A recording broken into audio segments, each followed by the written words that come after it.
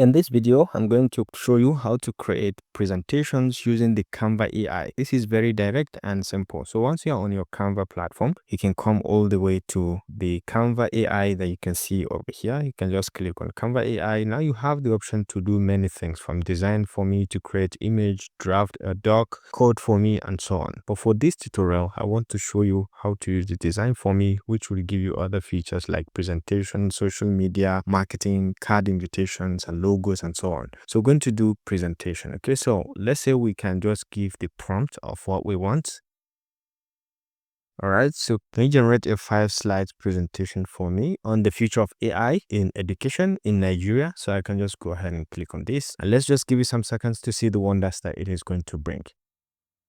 All right, and you can see the presentation has just been created. You can see, and if you want, you can add further follow-up questions, more designs with pictures of Nigerian classroom technology with modern colors. You can ask follow-up questions, and you can click on this design if this is what you want, and you can follow up and edit accordingly. You can see all these are editable. If you drop AI, you can just double click and add things, and you can customize all the slides accordingly as we have explained. And once you are done, you can just export this. This feature is available for both free and paid users. If you found this helpful, please leave a like.